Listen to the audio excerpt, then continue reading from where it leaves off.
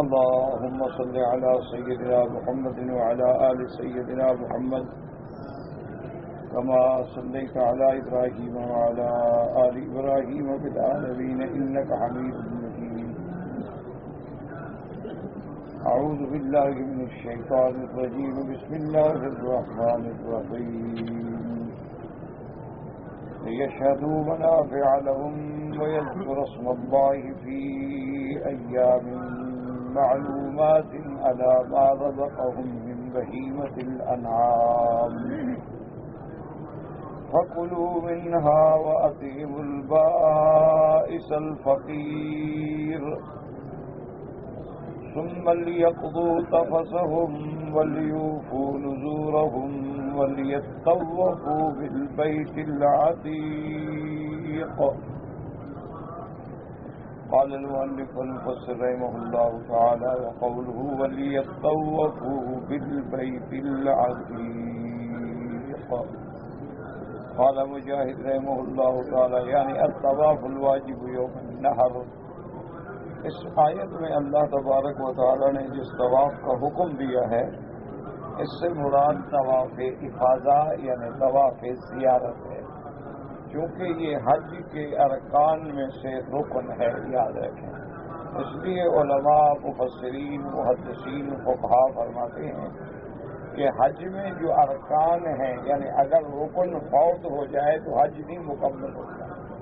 تو ان میں انہوں نے فرمایا ہے کہ نیت ہے، احرام ہے، حضور عرفات ہے اور طواف زیارت ہے. تو طواف زیارت جو ہے بعض علماء مصطلحات میں اس کو واجب کہتے ہیں، لیکن بعض علماء اس کو رکن من ارکان الحج کہتے ہیں کہ حج کے ارکان میں سے رکن ہے اللہ کے گھر کا طواف کرنا. اب اس میں صرف اتنی اختلاف ہے ائمہ میں، طواف تو سب کے نزدیک لازم ہے، لیکن امام ابو حنیفہ رحمۃ اللہ علیہ فرماتے ہیں کہ طواف کا وقت جو ہے وہ 10 تاریخ کو شروع ہوگا، 10، 11 اور 12، یعنی 12 تاریخ 12 ذی الحج کے سورج کے غروب ہونے سے پہلے طواف کرنا.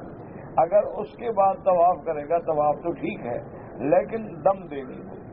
یعنی امام ابو حنیفہ رحمۃ اللہ علیہ کے نزدیک یہ 3 دن ہیں کہ 10 کا سارا دن اور رات ساری، پھر 11، پھر رات ساری، پھر 12 کا دن. غروب شمس سے پہلے اگر اس نے طواف زیارت کر لیا ہے تو بالکل ٹھیک ہے. اگر بعد میں کیا ہے تو طواف زیارت تو ٹھیک ہے لیکن دم دینی ہو. اور بعض ائمہ کرام رحمہم اللہ فرماتے ہیں کہ نہیں، 13 تک بھی وہ طواف زیارت کر سکتا ہے. اور بعض علماء رحمہم اللہ تعالی اس سے اور بھی زیادہ ذی الحجہ کے دنوں میں بھی اجازت دیتے ہیں.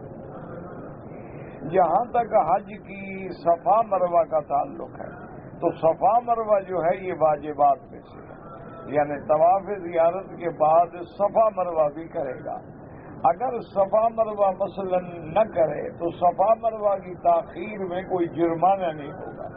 یعنی اگر ایک آدمی نے طواف زیارت تو کر لیا لیکن صفا مروہ نہیں دوڑا کہ بھی رش ہے، ازدحام ہے اور میں تو یہاں رہنا ہے 10-12 دن یا مکے رہنے والا ہوں، اور وہ بعد میں 8 دن 10 دن 15 دن کے بعد آ کے نفلی طواف کر کے صفا مروہ دوڑ لے تو جائز ہے، اس میں کوئی مشکل نہیں. تو اس لیے مفسرین رحمۃ اللہ علیہم اجمعین نے قرآن کی اس آیت سے بھی اور حضور صلی اللہ علیہ وسلم کے عمل مبارک سے بھی کہ اللہ نے بھی قرآن میں یہی ارشاد فرمایا ہے کہ ثم لیقضوا تفثهم ولیوفوا نذورهم ولیطوفوا بالبیت العتیق.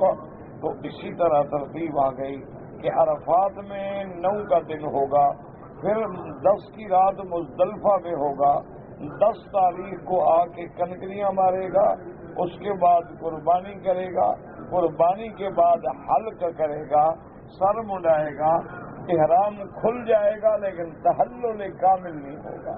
یعنی تحلل اول تو ہو جائے گا کہ اب کپڑے پہننا جائز ہے، خوشبو لگانا جائز ہے، حجامت کرانا جائز ہے، لیکن بیوی حلال نہیں ہوگی، تحلل کامل نہیں ہوگا. تحلل کامل کب ہوگا؟ جب طواف زیارت کریں گے. اور یاد رکھیں جب تک طواف زیارت نہ کرے چاہے سال گزر جائے بیوی حلال نہیں ہوگی. اسی طرح اگر عورت نے طواف زیارت نہیں کیا تو خامد حلال نہیں ہوگا. اس لیے طواف زیارت اتنی ضروری ہے، اتنی اہم ہے کہ تمام لوگوں کو جو حج کریں اس کا بطور خاص خیال کرنا چاہیے. حتیٰ کہ فقہا رحمۃ اللہ علیہم فرماتے ہیں کہ مثلاً ایک بندے نے طواف زیارت نہیں کیا لیکن کوئی اور طواف کر لیا یا طواف الوداع کر لیا تو وہ طواف زیارت شمار ہوگا، کیونکہ 10 کے بعد جو بھی طواف کرے گا وہ طواف زیارت شمار ہوگا. تو یہ طواف جو ہے تحلل کامل کا ذریعہ ہے، اس کے بعد ہی تحلل کامل ہو. اور میرے آقا نے رحمت دو عالم نے سیدنا محمد الرسول اللہ صلی اللہ علیہ وسلم نے بھی، آپ نے بھی 10 تاریخ کو مینا میں آنے کے بعد جمرۃ العقبہ پہ 7 کنکریاں ماری، اور 7 کنکریاں مارنے کے بعد حضور صلی اللہ علیہ وسلم نے حجام کو بلا کے اپنا سر مبارک پہ اس طرح پھروایا، اور وہ بال مبارک جو تھے صحابہ میں تقسیم کر دیے گئے. وہی بال ہیں جو بعد میں صحابہ، تابعین اور مختلف لوگوں تک حضور صلی اللہ علیہ وسلم کا یہ ہدیہ مبارک پہنچا ہے. اس کے بعد حضور نے اپنا قربانی فرمائی اور حلق فرمایا، پھر غسل فرمایا، کپڑے پہنے، پھر آپ تشریف لے آئے طواف زیارت میں. تو حضور کا عمل بھی ترتیب سے ہے کہ پہلے کنکری ماری، اس کے بعد آپ نے قربانی فرمائی، قربانی کے بعد آپ نے حلق فرمایا، حلق کے بعد آپ پھر طواف زیارت کے لیے تشریف لے آئے. جو ائمہ فرماتے ہیں کہ ترتیب واجب نہیں ہے، اس کی وجہ ایک حدیث مبارک ہے کہ حضور صلی اللہ علیہ وسلم کی خدمت میں ایک صحابی آئے. ان نے آگے عرض کیا کہ یا رسول اللہ، میں نے کنکریاں تو نہیں ماری لیکن میں نے قربانی کر دی، میں نے حج کی بکری بھی کر دی لیکن ابھی تک میں نے کنکریاں نہیں ماری. اب میں ارم فلا حرج، اب جا کے مار لو، تم پہ گناہ نہیں ہے. اسی طرح ایک اور آدمی آیا، حضور صلی اللہ علیہ آلہ و اصحابہ وسلم سے پوچھا کہ یا رسول اللہ صلی اللہ علیہ وسلم کہ میں نے کنکریاں تو مار لی ہیں لیکن قربانی نہیں کی اور سر منڈا دیا. اچھا ٹھیک ہے، اب سر منڈا تم میں کوئی گناہ نہیں. تو وہ اس حدیث مبارک سے استدلال کرتے ہیں کہ جب حضور نے فرمایا کہ بھئی اگر آگے پیچھے ہو گیا افعل فلا حرج، ارم فلا حرج، تو آپ نے اجازت دی ہے، تو لہذا یہ ترتیب واجب نہیں ہے. لیکن امام ابو حنیفہ رحمۃ اللہ علیہ فرماتے ہیں کہ سب سے پہلے آیت قرآن، اس کے بعد عمل رسول عربی صلی اللہ علیہ وسلم، اور تیسری بات یہ ہے کہ حضور سے جب کسی نے مسئلہ پوچھا غلطی کرنے کے بعد تو حضور نے رعایت دی. تو یہ تو رعایت ہے، تو جائز ہے، مطلب عمل تو وہی ہے جو حضور نے فرمایا صلی اللہ علیہ وآلہ وصحبہ وسلم تسلیما کثیرا. اور اسی طرح وہ ایک اور بھی دلیل فرماتے ہیں کہ حضرت ابن عباس رضی اللہ تعالیٰ عنہ اس رعایت کی حدیث کے راوی ہیں، لیکن وہ خود کوئی مسئلہ پوچھتا تھا تو فتویٰ دیتے تھے کہ میں نے آگے پیچھے کیا تو دم کر گئے. تو فرماتے ہیں کہ حضرت ابن عباس جیسا آدمی ابن المفسرین رحمت اللہ علیہم، اللہ تبارک و تعالیٰ کی کروڑوں رحمتیں ہوں، تو اس لیے مفسر رحمت اللہ علیہ فرماتے ہیں کہ اس طواف کا وَلْيَطَّوَّفُوا بِالْبَيْتِ الْعَتِيقِ جو ہے یہ وہ طواف ہے جو حج کا واجب ہے یا فرض ہے یا رکن. یہ اصطلاحات ہیں، ورنہ طواف سب کے نزدیک ضروری ہے، کہ کوئی اختلاف نہیں، کیونکہ یہ تو نص قطعی اللہ کے قرآن کا حکم ہے. اور جب تک طواف نہیں کرے گا تحلل بھی نہیں ہوگا، یعنی بیوی بھی حلال نہیں ہوگی. وقال ابن ابي حاتم حدثنا ابي قال حدثنا موسى ابن اسماعيل قال حدثنا حماد النبي حمزه قال قال لي ابن عباس تقرا سوره الحج يقول الله تبارك وتعالى وليطوفوا بالبيت العتيق فإن آخر المناسك الطواف بالبيت العتيق، یعنی سب سے آخر میں کیا معنی ہے؟ یعنی کنکریاں مارنے کے بعد، قربانی کرنے کے بعد، حلق کرانے کے بعد اب سب سے آخر عمل جو ہے جس سے تحلل کامل حاصل ہوگا وہ طواف ہے. اور اس کے بعد فرماتے ہیں قلت هكذا صنع رسول اللہ صلی اللہ علیہ وسلم.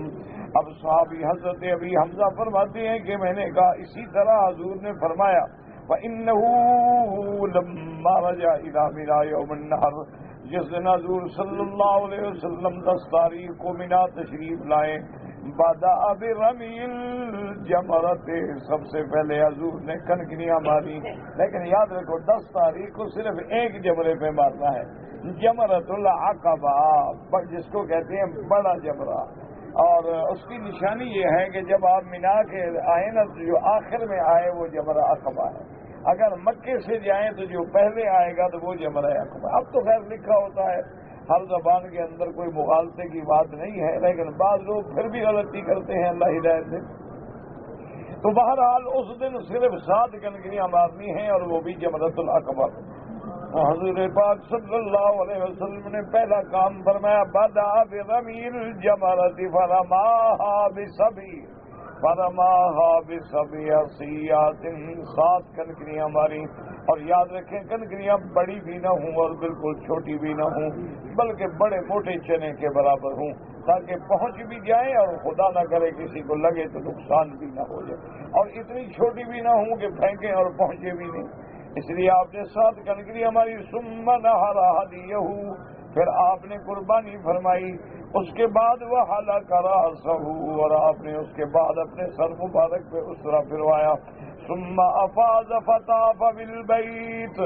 اس کے بعد آپ مکہ تشریف لائے اور طواف فرمایا اللہ کے گھر کا. وفي الصحيحين عن ابن عباس رضي الله تعالى عنهما أنه قال أمر الناس إن يكون آخر أحدهم بالبيت الطواف إلا أنه خفف عن المرأة الحائض. اور صحیحین میں حضرت ابن عباس سے یہ بھی روایت ہے کہ اب لوگوں کے لیے یہ ہے کہ جب مکے سے جانا چاہیں آخر احدہم بالبیت, اس سے مراد طواف الوداع ہے کہ جب جانا ہے. اور طواف وداع کن لوگوں پہ ہے جو باہر سے آتے ہیں. مکے والوں پہ طواف الوداع نہیں ہوتا, جدے والوں پر بھی طواف وداع نہیں ہوگا, لیکن طائف والوں پہ طواف وداع ہوگا چونکہ وہ میقات کے باہر سے آتے ہیں. مدینہ منورہ والوں پر طواف وداع ہوگا چونکہ وہ میقات کے باہر سے آتے ہیں. اسی طرح بدر والوں پہ طواف وداع ہوگا چونکہ وہ جحفہ کے بعد سے آتے ہیں. تو معنی یہ ہوا کہ جو آفاقی ہے اس پہ طواف وداع واجب ہے, اور جو لوگ میقات کے اندر رہنے والے ہیں ان پہ طواف وداع واجب نہیں ہے. لیکن طواف زیارت اور طواف وداع میں فرق یہ ہے کہ اگر عورت کو حیض آ جائے تو طواف الوداع تو معاف ہے, لیکن طواف زیارت معاف نہیں ہوگا, وہ لازم اس کے لیے انتظار کرنا ہوگا. ہاں اگر ایک عورت ہے اور اس کو حیض آ گیا ہے یا کوئی شدید بیماری ہے تو اس میں گنجائش ہے, طواف الوداع میں گنجائش ہے, لیکن طواف زیارت میں کوئی گنجائش نہیں. وَلْيَطَّوَّفُوا بِالْبَيْتِ الْعَتِيقِ.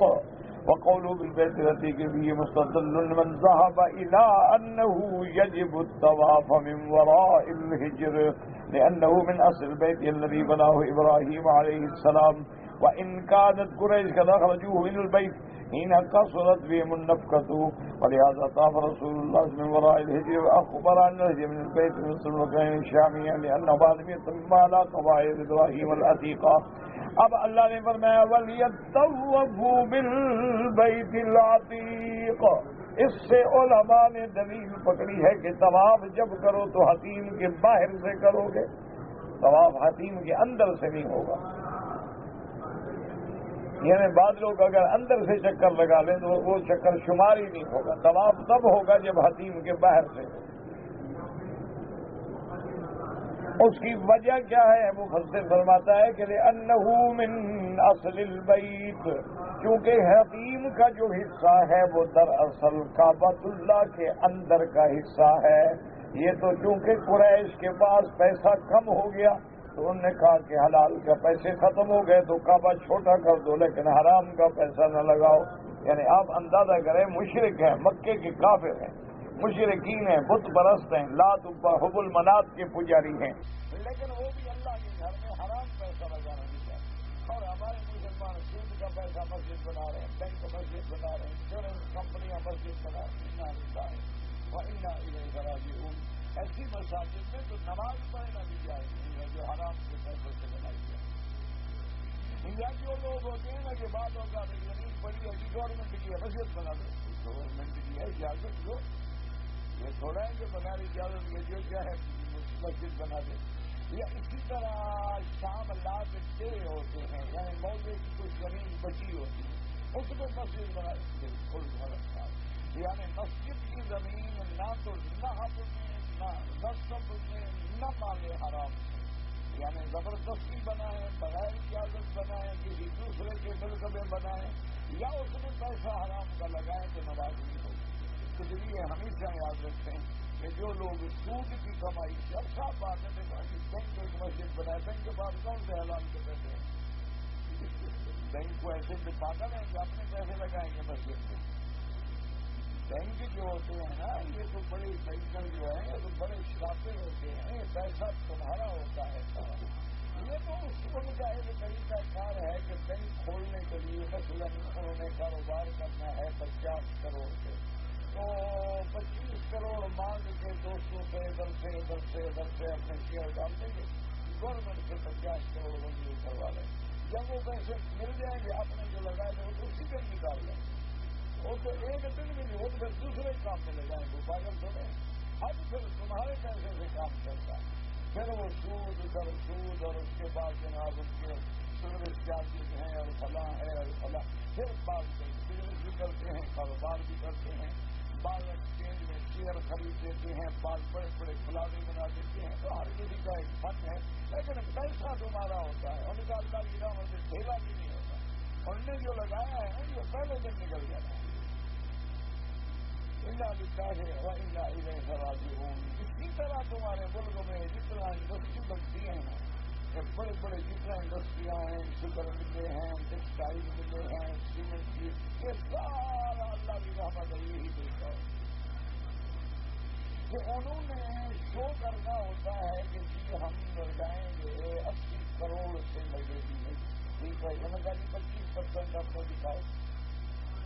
باقی بینک لون دے گا قرضہ دے گا آپ کو. 25% وہ کیسے دکھائیں گے. زمین خریدی ہوگی نا مثلاً 2 کروڑ کی کہیں گے 10 کروڑ کی.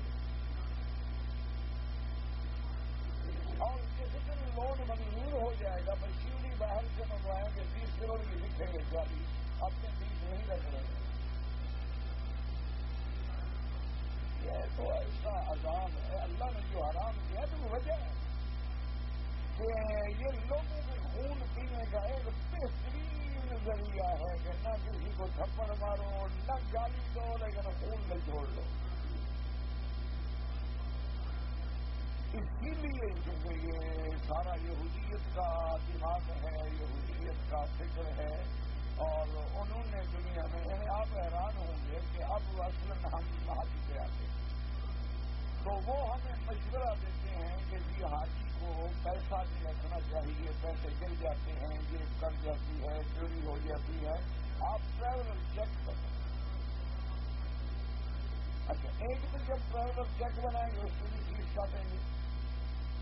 پھر جب ٹریولر چیک آپ کے پاس بن گیا فائدہ کیا ہے جب گم ہو جائیں ٹھیک ہے جی سائن کریں بینک میں چلے جائیں آپ کو اور مل جائیں گے.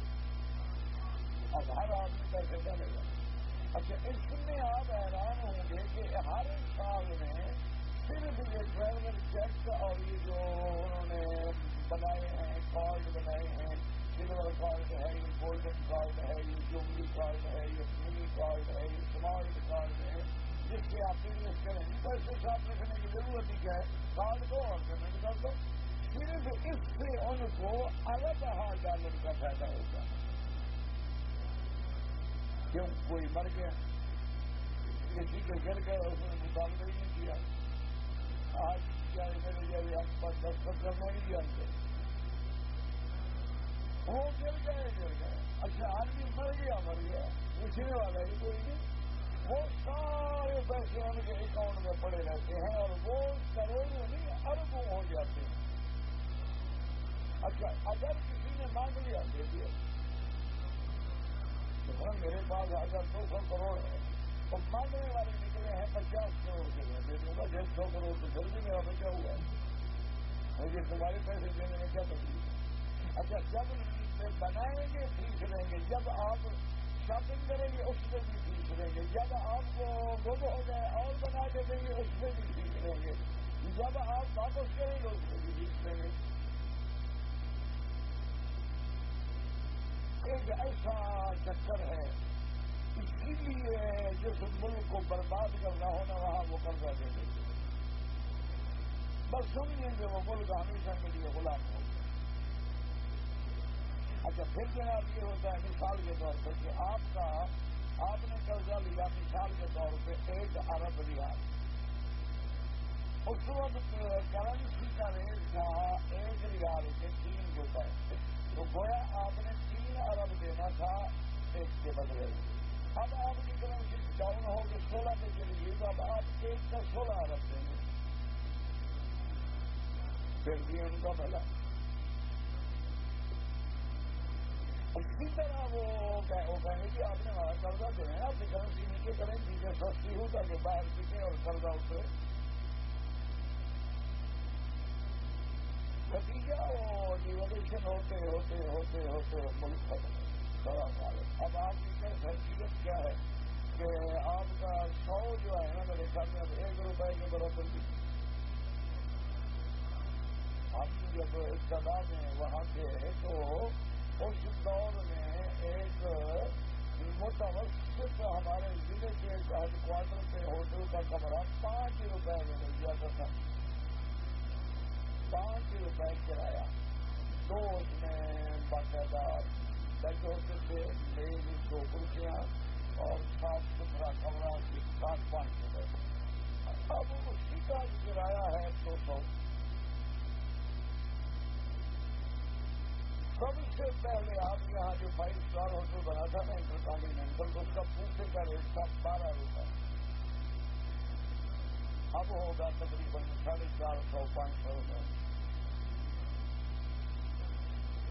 اس پر تو بچپن تھا نا، ہمیں شوق کو بتا دیا کہ ہوٹل میں جا کے کھانا کھایا، اب تو دل نہیں کرتا، اللہ بچائے، موقع بھی ملنے کی کوشش کرتے ہیں کہ نہ کھائیں، پتہ نہیں کیا ہوگا، حلال ہوگا حرام ہوگا، پتہ نہیں 2 مہینے پرانا ہوگا 6 مہینے پرانا ہوگا، تو فریج شفٹ کردہ مال ہوتا ہے نا، ان کی دکان پھیکا پکوان، اور اس سے بھی ہمارے سڑک پر جو ٹرکوں کے اور ڈرائیوروں کے ہوٹل ہے نا، یہ بڑی اچھی کھانا دیتے ہیں، یہ بھی صاف ستھرا اسی وقت کو بنا دیتے ہیں۔ تو بہرحال کہنے کا مقصد یہ ہے طریقہ، اسی لیے لیور آف اکانمی جو ہے نا وہ یہودی کے ہاتھ میں۔ اب تو انہوں نے جناب ایک ایسا اور مسلمان ہم لڑنے لگے ہوئے ہیں، بس نماز پہ لڑائی ہے، سجدے پہ لڑائی ہے، رکوع پہ لڑائی ہے، عورت مرد کی نماز پہ لڑائی ہے، حج کے مسئلوں پہ لڑائی ہے۔ اب تو ان کا ایک بڑا بہترین طریقہ ہے، جس ملک کو مارنا ہونے کی صرف 2 بروکر آ کے اس ملک میں بیٹھ گیا تھا، 2 آدمی، وہ آ کے اس ملک میں جتنی غیر ملکی کرنسی پڑی ہے، ڈالر ہے، پاؤنڈ ہے، یہ سب خرید لیں گے، تمام جتنا بڑا ہے نا سارے کا سارا لے لیں گے۔ اچھا، لے لیا 60 روپے پہ، 2 دن کے بعد اب آپ کو تو ضرورت ہے باہر کے ملکوں کو آپ نے کیسا دینا ہے، لین دین کرنے ہیں، آپ کا تو خریدے ہونے کا 70 میں خریدو،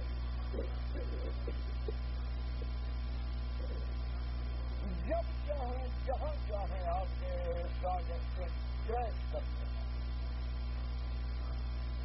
اور ہمیں فرصت بھی نہیں ہے لڑائی کے علاوہ، ہمیں موقع ہی نہیں ملتا، ہم تو جھگڑوں سے کھا رہے ہیں، ہماری جو نمازیں کی بندوق لے کے جب تک سپاہی کھڑا نہ ہو نماز میں، انا للہ و انا الیہ راجعون کے دشمن اس تحقیق میں لگا ہوا ہے کہ وہ اس لطف میں اللہ نے جو رسومات رکھے ہیں، جو دینیات رکھے ہیں، وہ ان کو پڑھنے تک پہنچ گیا ہے، وہ کلیننگ تک پہنچ گیا ہے، اور ہم اپنے جھگڑے میں پیسہ آ گیا، اس نے مقدمہ کر دیا، اس کے خلاف جھوٹا دعویٰ کر دیا، کسی کی لڑکی اغوا کر لی، کسی کو ڈنڈا مار دیا، دماغ خراب ہو گیا تو پیسہ آ گیا، اس سے لڑائی، اس سے لڑائی، اس سے لڑائی، جو کمایا سب لگ گیا، وہ اپنے نظرے، حالانکہ ہمارا سبق تھا کہ سب سے پہلا سبق اللہ نے ہمیں کیا دیا تھا، یہ براب اس میں ربی کلگی خلق الانسان من علق، سب سے پہلا سبق ہمیں تھا کہ اللہ نے تمہیں پیدا کیا ہے تخلیق انسانی پہ غور کریں. ہمیں غور کا وقت نہیں ملتا، ہمیں اپنے جھگڑوں سے فرصت ہو تو وقت ملے. ہمیں تو بڑے بڑے مسئلے ہیں کہ کب حلال ہے یا حرام. ہمارا تو مسئلہ ہے کہ یہ حرام میں چادر کو گرہ لگا سکتے ہیں کہ نہیں لگا سکتے. ہمارا تو مسئلہ ہے کہ جب حجر اسود پہ کھڑے ہوں تو 2 ہاتھ ہوں کہ 1 ہو، انگلیاں بند ہوں کہ کھلی ہوں. ہم کیسے لڑ رہے ہیں؟ انا للہ و انا الیہ راجعون. ہماری بدقسمتی ہے اور کیا کہہ سکتے ہیں، ہمارے گناہ کی وجہ سے ہم پر اللہ کا عذاب ہے. اللہ رفع کرنا. 57 اسلامی ملک ہیں صرف تقریباً. ان سارے ملکوں میں 400 یونیورسٹی ہے. 57 اور کافروں کے ایک ملک کے ایک شہر میں 1000 یونیورسٹی ہے. اور ذرا ٹھنڈے کے اور ٹوکیو میں 1000 یونیورسٹی. اچھا، تمہاری 400 یونیورسٹی میں ہو سکت اگر ہم لگا دیں گے ہر سال ایک بندہ پی ایچ ڈی کرے گا تو چلو سال میں 400 پی ایچ ڈی نکلے گا. ان کے تو ایک شہر سے 1000 نکلے گا. کیسے مقابلہ کرو گے؟ سارے مسلمان الٹے ہو گئے جناب. آج تک تم تو کسی نہیں بنا سکتے. پچی کولا، کوکا کولا، میرنڈا، 7 اپ، یہ بیوریجز جتنے ہیں یہ چین ہے، اس کا کوئی نہیں بنا سکتا. ان سے آپ طرف منگوائیں گے مٹیریل، وہ بھیجیں گے، پانی آپ کے ملک کا ہوگا.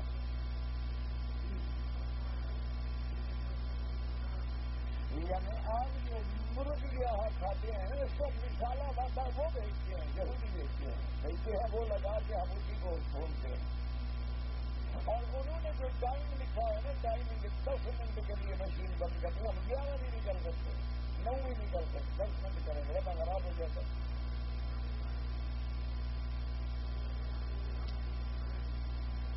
کپاس تم پیدا کرتے ہو وہ تم سے لے لیں گے 800 روپے من.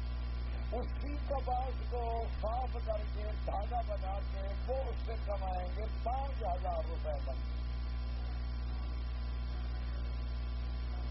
آلو تم پیدا کرتے ہو وہ جناب اس کے اسٹک بنا رہے ہیں، چپس بنا رہے ہیں، اس کے بمبئی بنا رہے ہیں. یہ ہیش پوٹاٹو ہے، یہ میش پوٹاٹو ہے، یہ جناب کس طرح اسی آلو کو جو تم سے انہوں نے 20 روپے کلو لیا ہے وہی تمہیں 200 روپے میں دے دیں.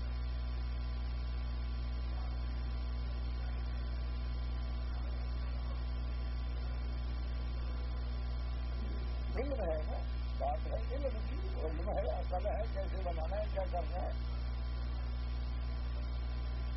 تو وہی دیکھو نا، جب ایک فصل ہے، ایک کھیرا ہے، سلاد ہے، لیکن اگر سلیقہ والی عورت ہو یا سلیقے والا مویشی ہو، اسی کو ایسا خوبصورت کاٹ کے رکھے گا، اپنا دل کرے گا کھانے کو. اور میرے جیسا بھی چاہے کہ وہ بلوچ ہوگا کہ توڑو یار میرے کھولو جی کھاؤ جائے گا.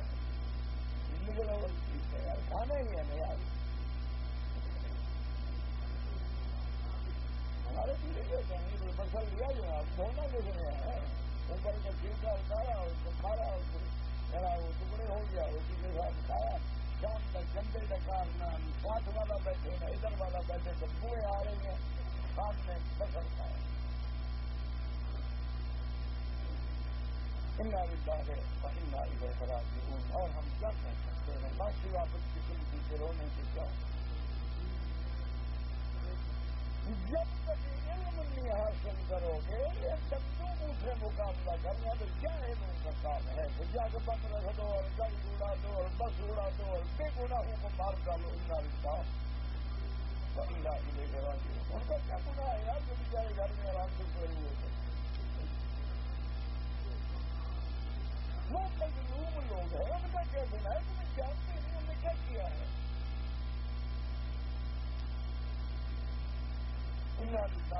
یاد رکھیں کہ علم کا مقابلہ علم سے ہو سکتا ہے جہل سے نہیں ہو سکتا. علم کے بغیر اب ہم اس دور میں آ گئے ہیں کہ علم کے بغیر تم ایک قدم نہیں چل سکتے.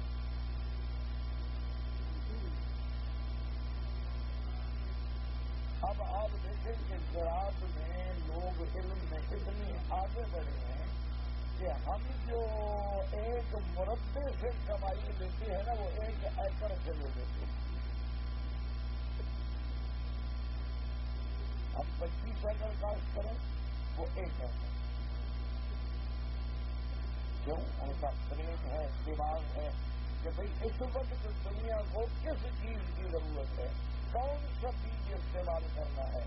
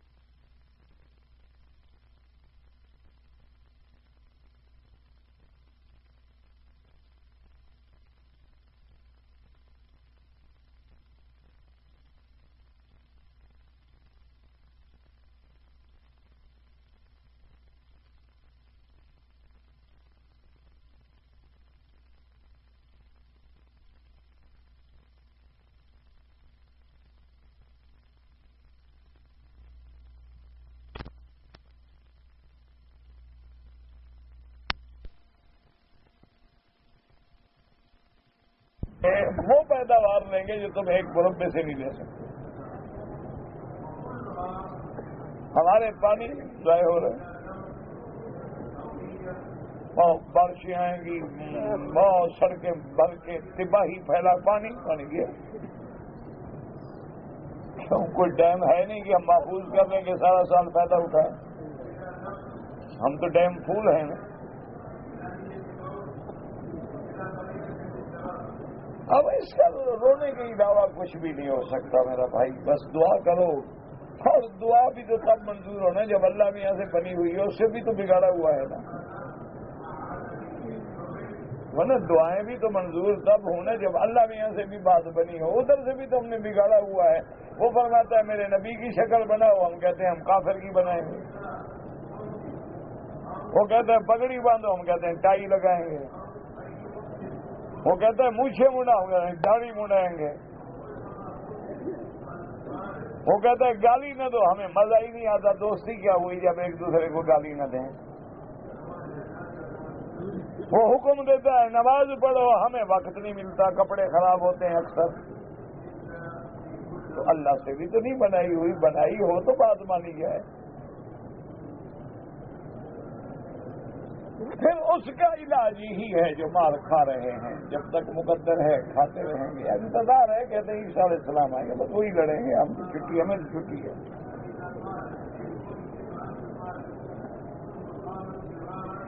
انا للہ. اس لیے ہم دیکھیں کہ قریش ہیں، کافر ہیں، لیکن قد اخرجوہ من البیت، ہم نے نکال دیا. پھر قصرت فیہم النفقۃ، کہ حلال کا پیسہ ختم ہو گیا. فلہذا قام رسول اللہ صلی اللہ علیہ وسلم من وراء الحجر، میرے پاک نبی نے جب طواف کیا تو حجر کے باہر سے کیا، اور آپ نے ان دو کناروں کو ہاتھ بھی نہیں لگایا. وجہ کیا تھی؟ کیونکہ یہ تو کعبے کے اندر ہے، یہ تو اصل مسئلہ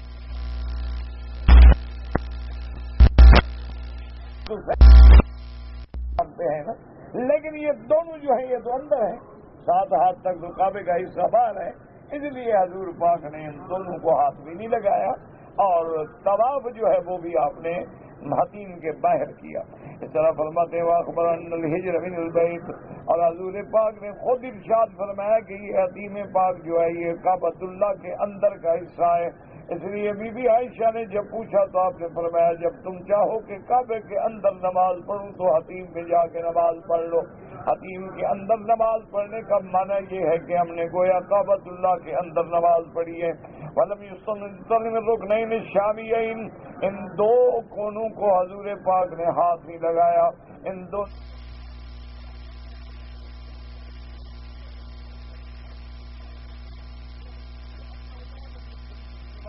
قواعد ابراہیم العتیقہ، کیونکہ یہ دونوں کنارے جو ہیں یہ اس جگہ پہ نہیں ہیں جو اس کی اصل کعبۃ اللہ کی حد ہے، جو سیدنا ابراہیم علیہ السلام کی بنیاد تھی.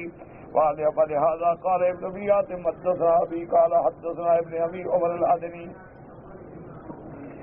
قال حدثنا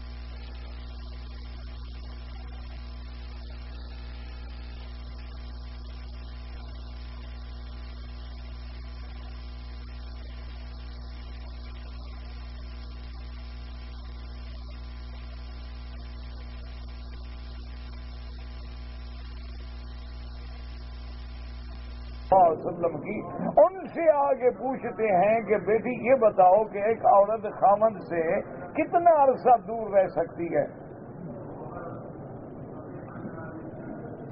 یعنی اندازہ کریں حضرت عمر جیسا، اور شریعت کا مسئلہ ہے، بیٹی سے پوچھنے میں بھی شرم نہیں۔ ہم بیٹی کے ساتھ بیٹھ کے سیکسی فلم تو دیکھ لیں گے لیکن مسئلہ نہیں پوچھیں گے، دیکھو جی مولوی صاحب شرم کی بات ہے، کیا ہے کو بات کرنے کی ہے؟ حضرت بی بی اب دیکھیں نا، آگے بھی تو بنت خطاب ہے نا، حضرت عمر کی بیٹی ہے، زوجہ محمد مصطفیٰ ہے، تو بی بی حفصہ نے فرمایا کہ ابا جان آپ نے قرآن نہیں پڑھا؟ حضرت عمر تو ہل گئے، یہ تھا اس وقت عورتوں کی نظر اللہ کے قرآن پر۔ آج بھی ماشاءاللہ عورتیں بڑی ذہین ہیں، انا للہ و انا الیہ راجعون۔ تو حضرت عمر نے فرمایا بی بی بیٹی قرآن میں، فرمایا ہاں قرآن میں ہے نا؟ تو حضرت عمر نے فرمایا کہاں ہے؟ انہوں نے کہا اگر عورت کا خامند مر جائے تو کتنی عدت ہے؟ تو حضرت عمر نے فرمایا 4 اشہر و عشرہ، 4 مہینے 10 دن۔ انہوں نے کہا اللہ جانتے ہیں نا کہ اس سے زیادہ پھر عورت رہ جانا ہے، دوسری شادی کر لے، ورنہ عدت زیادہ رکھتے۔ تو اس لیے پھر حضرت عمر نے حکم جاری کر دیا اپنے تمام کمانڈرز کو اور تمام گورنرز کو کہ کوئی سپاہی، کوئی فوجی گھر سے 6 مہینے سے زیادہ باہر نہ رکھا جائے، کہ لازماً 6 مہینے کے اندر آئے تاکہ اپنی بیوی کے حقوق ادا کرے اور بیوی بھی اپنے خاوند کے حقوق ادا کرے۔ باقی مجبوری ہے، غربت ہے، لوگ نوکری کے لیے آئے ہیں، اگر تمہارا اطمینان ہے کہ بیوی کی عزت محفوظ ہے، کوئی خطرہ نہیں ہے، تو 1-2 سال پہ وہ بھی راضی ہے کہ چلو کچھ مستقبل بچوں کا بن جائے، تو انشاءاللہ نکاح پہ تو کچھ نہیں ہوگا، لیکن حقوق تو ہے نا۔ تمہاری آنکھوں پہ 4 نمبر کی اینک لگی ہوئی ہے، گھٹنے جواب دے گئے ہیں، عورت نظریں تو دیکھتے ہو تو عورت کا تقاضا نہیں کرتا ہے۔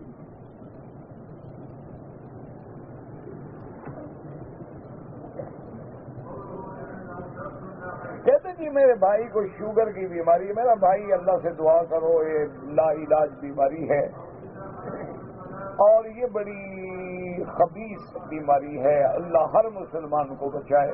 اللہم انا نعوذ بک من البرص والجذام ومن سیء الاسقام۔ یہ ایسی بدبخت بیماری ہے کہ پھر 100 بیماری کے پیدا ہونے کا ذریعہ بن جاتی ہے، لیکن اس کے بارے میں ڈاکٹر یہ کہتے ہیں کہ یہ بیماری ایسی ہے جیسے کوئی چھپ کے کاٹنے والا کتا ہوتا ہے نا، وہ کہتے ہیں اس طرح ہے کہ ڈنڈا ہاتھ میں رکھو تو کتا نہیں آئے گا، جس دن ڈنڈا تم نے یوں کیا کتا فوراً کاٹ لے گا۔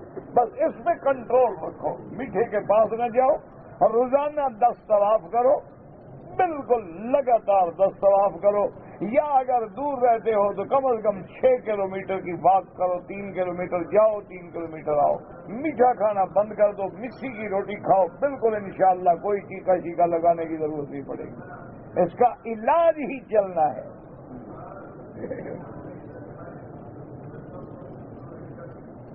کہتے جی کہ وضو کی حالت میں اگر بیوی کو کسی نے ہاتھ لگایا وضو نہیں ٹوٹتا، لیکن ہاتھ نیک نیتی سے لگائے،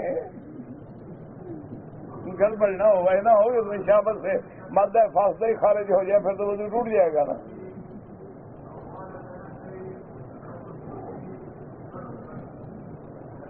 میں انڈیا سے براستہ کراچی آنا چاہتا ہوں PIA سے عمرے کے لیے، تو آپ کراچی سے احرام باندھ لیں، جہاز میں باندھ لیں، جب جہاز کے پہنچنے میں 2 گھنٹے باقی ہوں جہاز میں بیٹھے بیٹھے باندھ لیں۔ کرنا کیا ہے؟ چادر ہی باندھنی ہے نا، اور کیا کر رہے ہیں؟ چادر باندھ لو، ایک چادر اوپر ڈال لو، نماز پڑھنے کی ضرورت ہے نا وضو کی، لبیک اللہ لبیک لبیک لا شریک لک لبیک، بس کوئی مشکل نہیں، شریعت تو آسان ہے، لیکن مسئلہ تو پوچھو نا۔ اچھا اگر فرض محال چادر نہ ہو، یہ توپ ہے نا، اس کو چادر کی طرح باندھ لو، ٹھیک، کوئی مسئلہ کوئی جی وضو کی تکلیف ہوتی ہے، کرو ہی نہیں جی، نماز کی جگہ نہیں ملتی 2 رکعت پڑھو ہی نہیں، کوئی ضروری نہیں۔ بس وہی بیٹھے بیٹھے لبیک اللہم لبیک لبیک لا شریک لک لبیک اور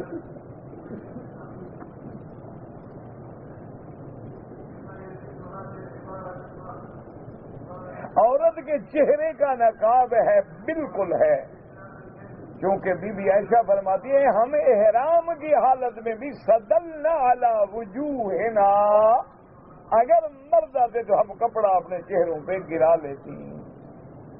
تو بھئی پردہ ہے فتنے کو روکنے سے، فتنہ سب سے بڑا ہوتا ہی چہرے میں ہے، اگر چہرہ کھلا ہے تو باقی پردے کی ضرورت کیا ہے پھر؟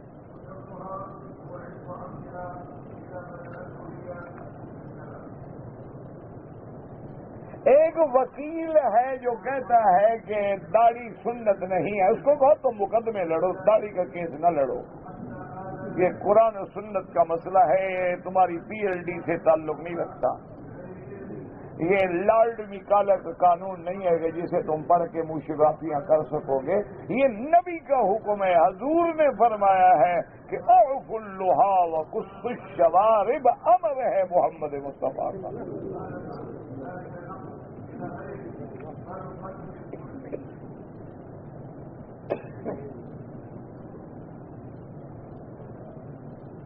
جی کہ میں ٹورنٹو سے آیا ہوں اور میں نے کم علمی اور نااہلی کی وجہ سے عمرے کا احرام مکے میں باندھا ہے. ماشاءاللہ ٹورنٹو میں رہنے کے بعد بھی کم علم ہو تم.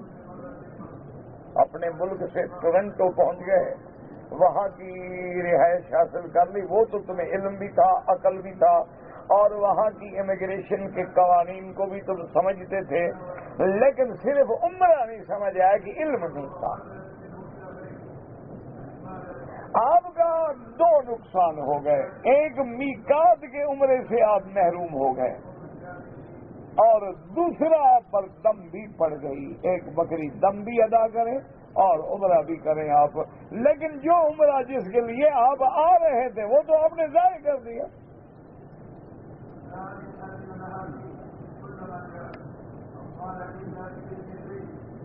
کہتے جی کہ غیر اسلامی ملکوں میں اگر کوئی مزدوری کرے، پیسہ کمائے، کاروبار کرے، میرا بھائی سب سے پہلی بات تو یہ ہے کہ کفار کے ملکوں میں رہنا درست نہیں ہے، حضور پاک نے منع فرمایا. کیوں؟ لازمی بات ہے کہ ماحول کا اثر ہوگا. ہم تو ان کو مسلمان شاید نہ بنا سکیں، لیکن وہ ہمیں بے دین ضرور بنا دیں گے. جس ملک کا یہ عالم ہو، کل میں پڑھ رہا تھا انگلینڈ کا، 1 سال میں 1 ملین لڑکی بغیر نکاح کے حاملہ ہوئی. کنواری مائیں 1 ملین 10 لاکھ. تو اس لیے میرا بھائی اگر تمہیں اپنے دین پر یقین ہے اور وہاں رہ کر اپنے عقیدے کی اور اپنے اعمال اسلامی کی کنٹرول کر کے دین پھیلانے کی نیت سے رہنا چاہتے ہو تو بالکل رہو. صرف پیسہ کمانے کے لیے نہ اپنے آپ کو کافروں میں رکھو. اللہ نے پیسہ دینا ہے تو مسلمان ملکوں میں بھی مل جائے گا، اور نہیں دینا ہے نا وہاں بھی نہیں ملتا. کئی میرے وہاں دوست ہیں جو 2-2 4-4 سال سے گھر نہیں آئے. میں ان سے پوچھا، میں نے کہا یار کیوں نہیں آتے؟ انہوں نے کہا جی پیسے نہیں ہیں. میں نے کہا یار یہ تمہارے پاس یہ لمبی لمبی گاڑیاں ہیں اور ویل فرنسڈ گھر ہیں اور سارے جدید لوازمات، 50-50 انچ کے ٹی وی ہیں اور یہ ہے. میں نے کہا جی یہ تو قسطوں کا مال ہے. حضرت جتنا کماتے ہیں قسط میں جا رہا ہے یا ٹیکس میں جا رہا ہے، ہمارے پاس تو ٹکٹ کے پیسے نہیں کہ گھر جائیں. وہاں بھی یہ حشر ہے، یہ نہ سمجھو کہ وہاں درختوں پہ پیسے پڑے ہوئے ہیں. ریاض سے آ رہا تھا، بیلٹ وغیرہ نہیں تھی، چھوٹا موٹا سامان رکھنے کے لیے کپڑے کی سلی ہوئی تھیلی احرام کے اندر سے لٹکا لی، کوئی حرج نہیں، کچھ نہیں ہوتا. حرم میں ایسے گناہ کا خیال کرنا جو آدمی کر ہی نہیں سکتا، وہ تو خیال نہ ہوا نا، اس کے بس میں ہے ہی نہیں، کر ہی نہیں سکتا. عمرہ کیا، مشین پھروائی، دوسری دفعہ اس طرح پھروایا، ٹھیک ہے کوئی بات نہیں. آج کل لوگ کہتے ہیں کہ بغیر محرم کے عورت سفر کر سکتی ہے، پہلے زمانے میں تو اس لیے سفر عورت کا بغیر محرم کے منع تھا کہ پیدل کے سفر تھے، راستے میں راتیں گزارنی پڑتی تھیں تو خطرہ ہوتا تھا۔ اب تو ہوائی جہازوں کے سفر ہیں، خطرہ نہیں رہا، تو اس پر تو یہ بھی کہہ سکتے ہیں پہلے کتے گندے ہوتے تھے، اب تو شنکوں سے دھلے ہوئے ہیں، یہ بھی حلال ہو گئے۔ کیا خیال ہے؟ اس وقت جنگل تھا نا جی، کتے شتے میلے کچیلے گلیوں میں گند میں پڑے ہوتے تھے، اب تو صاحب کے ساتھ کار میں بیٹھتے ہیں، شیمپو سے نہاتے ہیں، بسکٹ کھاتے ہیں، اب کیوں حرام ہے؟ میرا بھائی گناہ ہوائی جہاز میں بھی ہو سکتا ہے، گناہ گاڑیوں میں بھی ہو سکتا